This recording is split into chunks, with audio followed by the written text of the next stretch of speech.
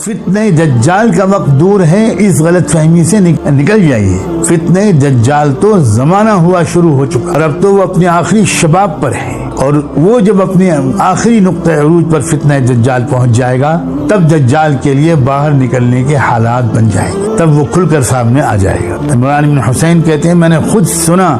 اللہ کے رسول کو یہ فرماتے ہوئے، آدم کی پیدائش سے لے کر قیامت تک کوئی واقعہ اور حادثہ دجال کے فتنے سے بڑا اور سخت نہیں ہوگا۔ یعنی بڑے بڑے امتحانات جو آئے ہیں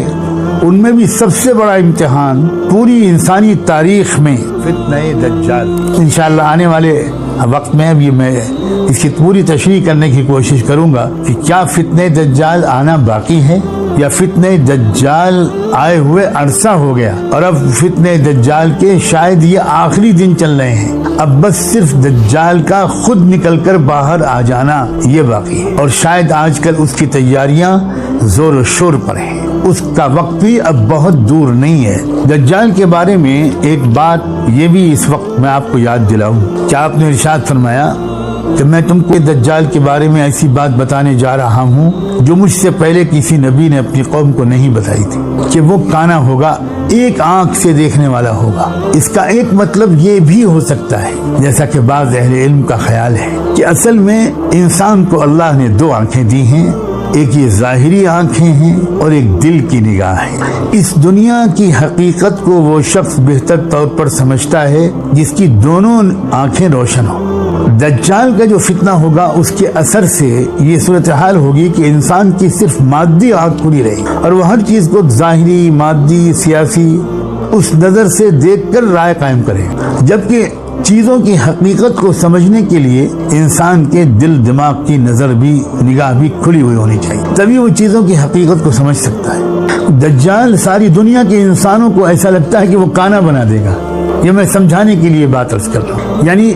فتنہ دجال کی وجہ سے جو مہلک اور مضر اثرات پڑیں گے اس میں ایک بہت بڑا اثر یہ ہوگا کہ انسانوں کی غالب اکثریت کی دل کی نظر بند ہو جائے اور وہ دھوکہ آسانی سے کھا جائیں۔ دجال جو دھوکے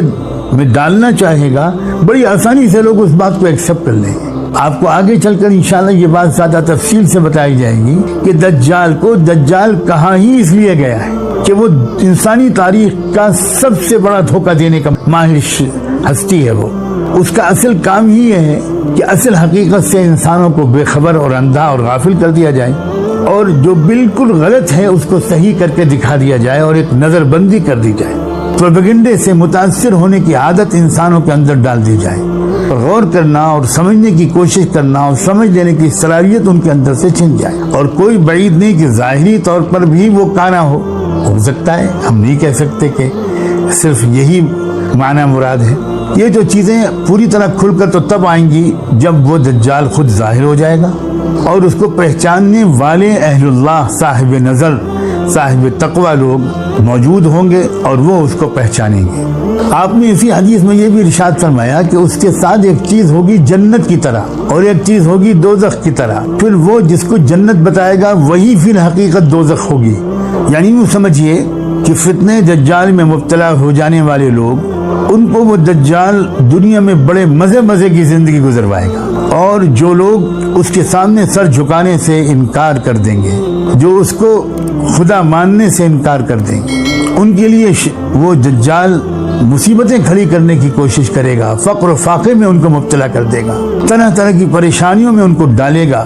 یہی تو ہے فتنہ، یہی تو ہے امتحان اور آزمائش۔ اللہ تعالیٰ اپنے کرم سے ہم سب کو ثابت قدم رکھے، اور اگر سچائی پر جمے رہنے کی وجہ سے کچھ تکلیفیں برداشت کرنی پڑیں تو اللہ ہم کو اس کی ہمت دے، کیونکہ ساری اگلی کامیابیاں اسی ہمت و استقامت پر ڈیپینڈ کرتی ہیں، اور یہ چھن گئی تو پھر اللہ کی پناہ۔ ایک بات اور سمجھیے،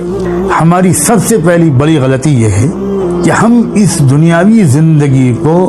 اصل میں ایک مزے کی زندگی گزارنے کا ایک پیریڈ سمجھتے ہیں، اور اسی لیے جب کوئی پریشانی آتی ہے تو بہت زیادہ پریشان ہو جاتے ہیں۔ اصل میں یہ دنیاوی زندگی امتحان کے لیے، کوئی نہ کوئی امتحان مستقل لگا رہتا ہے اس دنیاوی زندگی میں، اور انبیاء علیہ السلام اللہ تعالیٰ نے بھیجے اس لیے کہ انسانوں کے اندر اچھائی کو قبول کر کے نیک بننے کی صلاحیت بھی بھرپور ہے، اور برائی کی بھی صلاحیت بھرپور ہے، انصاف کی صلاحیت بھی انسان میں بھرپور ہے اور ظلم کی صلاحیت بھی بھرپور ہے، علم کی صلاحیت بھی انسان میں بھرپور ہے اور جہالت کی صلاحیت بھی انسان میں بھرپور ہے۔ اب اللہ تعالیٰ نے دنیا میں دو نظام چلائے ہیں، ایک نظام ہے نبوت اور رسالت کا،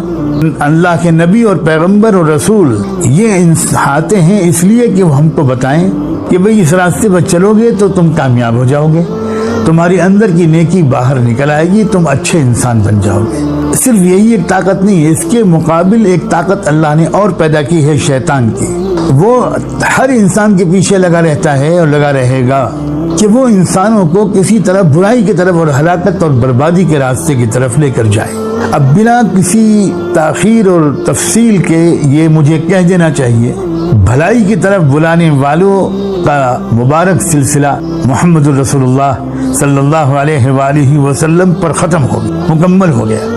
اب جو لوگ لگے رہیں گے محمد رسول اللہ کے قدموں سے، ان کی رہنمائی لیتے رہیں گے، اس پر عمل کرنے کی کوشش کرتے رہیں گے، غلطیوں کوتاہیوں سے معافی مانگتے رہیں گے، وہ کامیاب ہو جائیں گے۔ اور دوسری طرف جو برائی کی دعوت دینے والا شیطانی سلسلہ ہے، اس کا آخری خاتم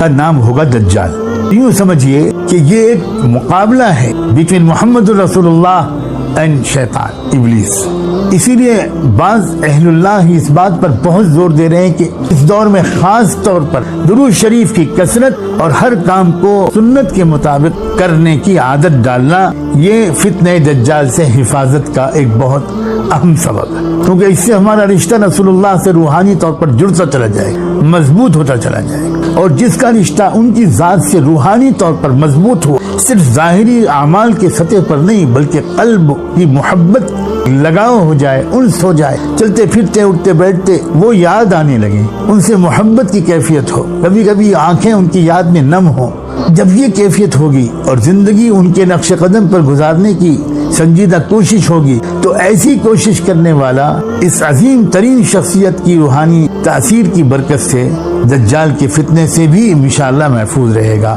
اور ایسا لگتا ہے اللہ تعالیٰ یہ دکھانا چاہتے ہیں کہ شیطان کی آخری طاقت کے ظہور کے زمانے میں بھی میرے ایسے بہت بڑی تعداد میں بندے اور بندیاں موجود ہوں گے جو محمد رسول اللہ صلی اللہ علیہ وآلہ وسلم اور ان کے نائبین سے اچھی وابستگی کی برکت سے اس دجال کے سحر میں آنے سے محفوظ رہے۔ بہت سی احادیث میں جو اس آخری زمانے کی علامات کے بارے میں جو آگاہیاں آپ نے دی ہیں، ان میں ایک اور آگاہی بلکہ خوشخبری ایک ایسی شخصیت کے بارے میں ہے کہ جو ظلم و انصاف اور برائی کی طاقتوں کے خلاف ایک فیصلہ کن اور کامیاب